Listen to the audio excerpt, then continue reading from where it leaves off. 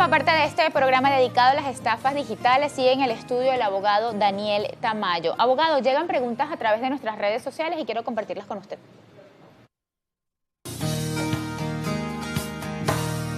Rondón, ¿existen leyes que protegen mis derechos en caso de estafa en línea? Sí, claro, nosotros tenemos la Ley Especial contra Delitos Informáticos que fue promulgada desde el año 2001 y digamos que esa es la principal que rige toda esta materia. Luisana Méndez, ¿qué medidas legales puedo tomar si alguien roba mi identidad digital? Lo primero que hay que hacer es denunciar. Eso es así como cuando a uno se le pierde una placa del carro o se te pierde la cédula, el pasaporte, lo mismo pasa. Si tú eres víctima de una suplantación digital, denunciar. Tú puedes ir directamente al 6CPC, Delitos Informáticos, o puedes ir a la Fiscalía en la Avenida Urdaneta, Unidad de Atención a la Víctima, y dejas constancia. Lo importante es hacer la denuncia y que te quede a ti tu recibido, porque ese sellito de recibido con fecha y hora es lo que te va a salvar eventualmente si alguien, empieza a delinquir con tu nombre. Claro, porque si no pones la denuncia, tú eres responsable de ese dinero que pidieron. Exactamente. ¿Sí? Cualquier conducta que hagan haciéndose pasar por ti, tú vas a ser responsable en principio. Daniel Morales, ¿qué derechos tengo cuando comparto mis datos personales con una empresa en línea? Es cierto que actualmente las empresas siempre quieren que uno como cliente ingrese una base de datos. ¿Hay riesgo en esto? ¿Tenemos que cuidar nuestro...? Yo creo que lo primero que hay que hacer es leer los términos y condiciones de esa empresa.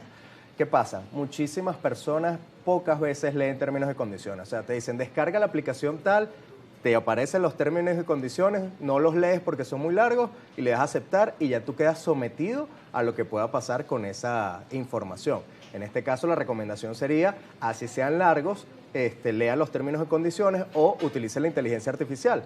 Descarga el link, le dice a ChatGPT, por ejemplo, que le resuma y le ponga ahí digamos, los riesgos que hay con esa adhesión, porque eso al final es un contrato de adhesión. Es decir, yo voy a aceptar lo que me dice la empresa. Entonces, la primera recomendación es eso, lean términos y condiciones. Si yo estoy de acuerdo, ingreso. Si no, simplemente pues trataré de evitarlo o buscar más información o tratar de hablar con un ejecutivo para ver cómo van a manejar esa información. Sí, porque algunas veces estos datos son obligatorios, si no, no puedes continuar. Correcto. Lo mismo pasa con las cookies, que la gente acepta las cookies y no sabe que eso básicamente estamos dejando rastros en nuestros comportamientos y las podemos rechazar. Ok. Carmen Ferrer, ¿debería usar una VPN para mejorar mi seguridad en Internet? Esta pregunta me parece importante. Sí, realmente sí lo pueden utilizar. De hecho, las recomendaciones de ciberseguridad son cuando uno va a navegar por mucho tiempo o inclusive navegar para páginas web de bancos y estas cosas, puedes utilizarlo. Ciertamente te va a proteger un poco más que estar en una dirección IP normal o nacional. A manera de resumen, ¿cómo protegernos de este tipo de fraudes? Vamos a dar algunos consejos. Mira, lo principal es educación, digo yo. O sea, hay muchísima información hoy en día, seguir cuentas responsables, seguir páginas que te digan cuáles son los principales tips de seguridad, no caer, digamos, en esas urgencias que probablemente pueda ser un engaño, tener aplicaciones que te generen passwords. Por ejemplo, hay aplicación que se llama Bitwarden que te genera cualquier cantidad de contraseñas distintas, ¿no? Evitar utilizar la misma contraseña para todo, evitar dejar, por ejemplo, los datos guardados en buscadores como Chrome, que ellos te guardan y te guardan contraseñas, pero si te llegan a hackear, por ejemplo, Gmail, ingresaron ya Chrome, ya todas tus contraseñas. Okay. Tener programas de doble autenticación como... ¿En WhatsApp? No, WhatsApp, tú lo puedes tener en 2 pasos. Tienes la verificación de 2 pasos, pero también hay programas como Google Authenticator que te permite generar códigos temporales para, en caso de que tú estés ingresando de otro teléfono. O sea, cambiaste el teléfono, él te va a decir, bueno, métete en tu Google Authenticator y dame el código temporal. Eso lo puedes aplicar para todo, para correo, para WhatsApp, para redes sociales, etcétera.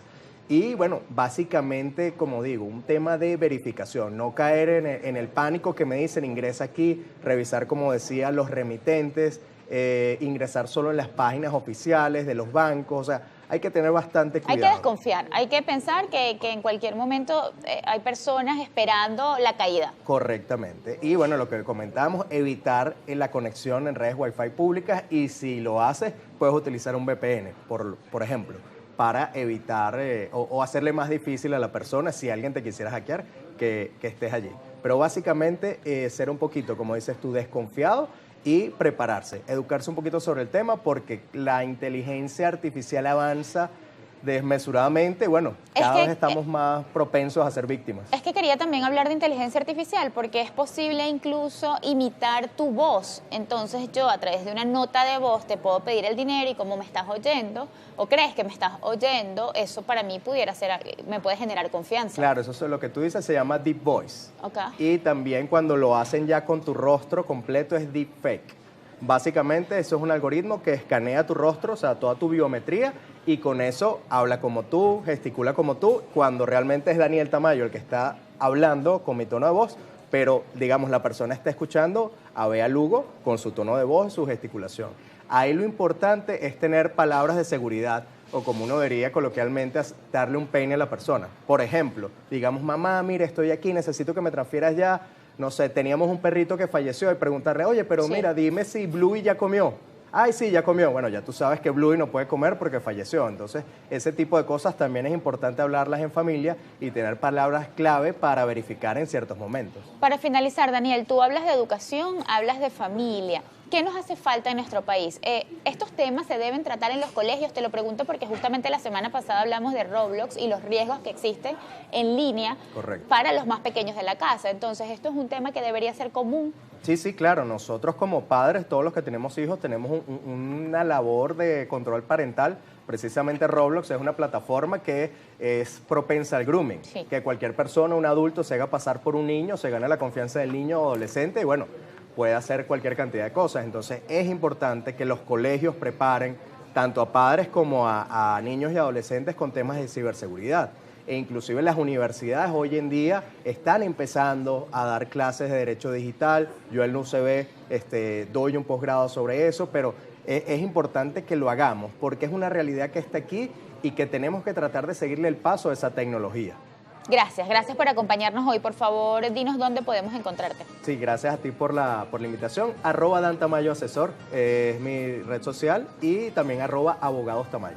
Conversé con el abogado Daniel Tamayo, experto, abogado penal y digital. Hablamos sobre estafas electrónicas. A usted gracias por su sintonía y por interactuar con nosotros. Recuerde que tenemos una cita este miércoles a las 9:30 de la mañana.